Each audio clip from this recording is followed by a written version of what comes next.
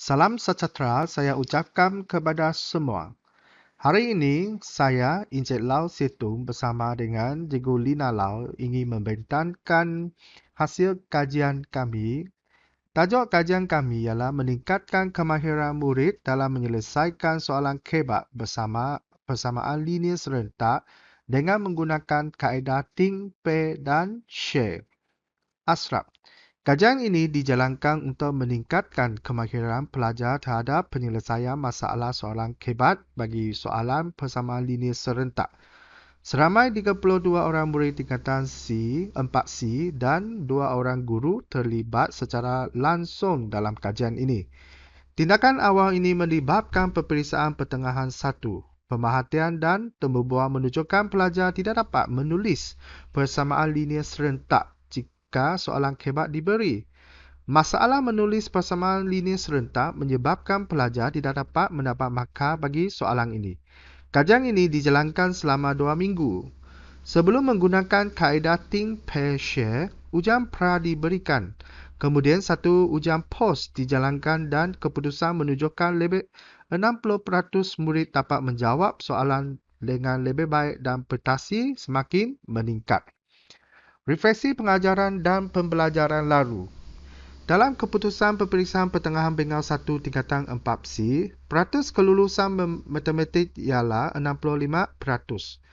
Kami berasa amat kecewa, marah serta berasa bersalah kerana didapati pelajar ini langsung tidak dapat menjawab soalan KEBAT, terutama bagi soalan persamaan linear serentak.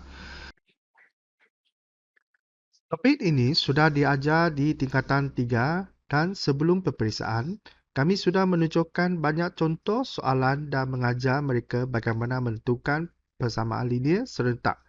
Semasa pengajaran dan pembelajaran, kami juga telah berusaha mengajar sebaik mungkin, menyediakan modul yang dihasilkan, memberi pendedahan format peperiksaan SPM dan memberi pinjaman pelbagai buku rujukan dan model soalan SPM daripada JBNT yang berkaitan dengan soalan KEBAT.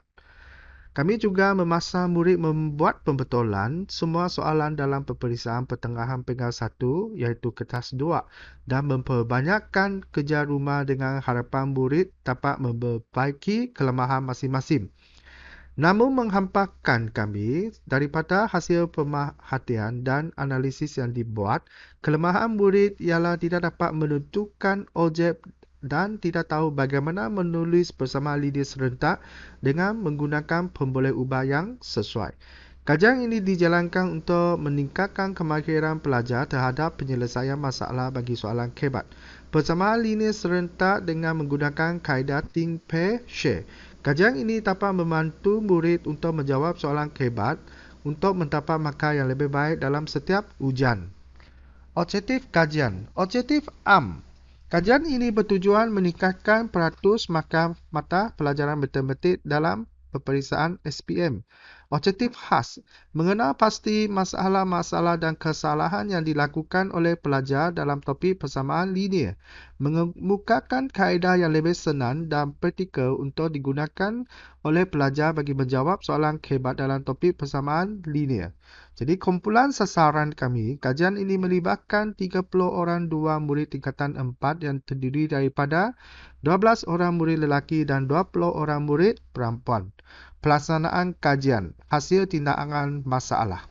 Pemerhatian.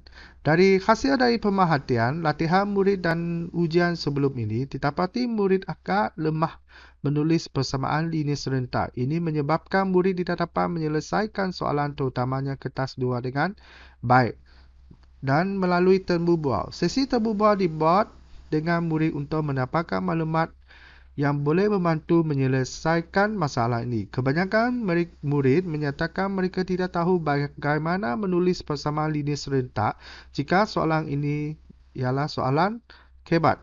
Setelah menelitikan markah peperiksaan pertengahan Bengal 1 tingkatan 4 yang dibuat, didapati ramai orang murid amat lemah menjawab soalan dan seterusnya soalan ujian pra dilakukan untuk menentukan tahap pemahaman murid.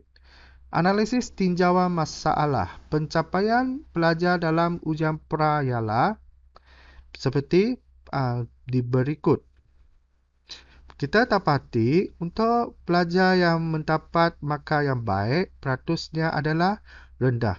Jadi kebanyakan pelajar itu mendapat markah kurang daripada 40.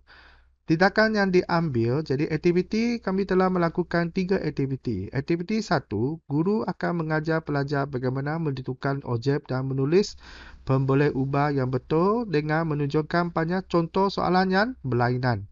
Aktiviti 2, guru membahagikan murid kepada pasangan. Setiap pasangan terdiri daripada seorang murid lemah dan seorang murid lebih pandai. Jadi setiap pasangan diberi 2 kad yang berlainan.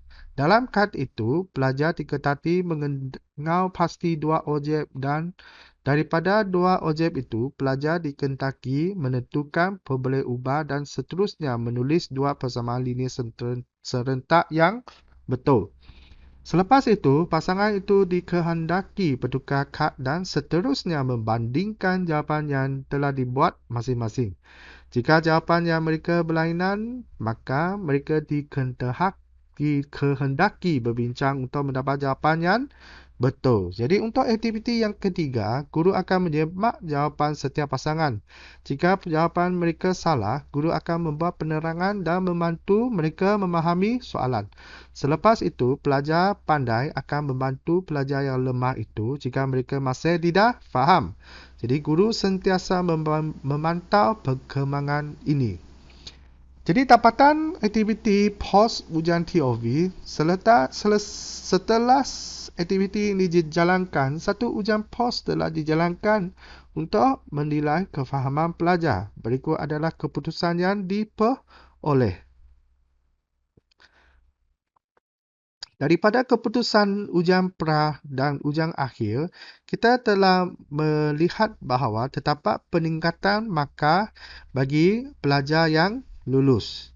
Jadi refleksi kajian ini ialah pencapaian murid dalam ujian pra dan ujian akhir menunjukkan ada peningkatan.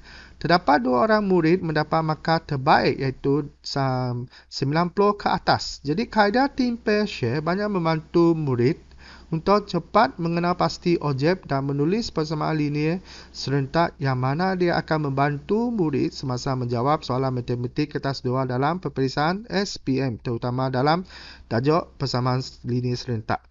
Kaedah ini juga menambahkan kearapan sesama pelajar.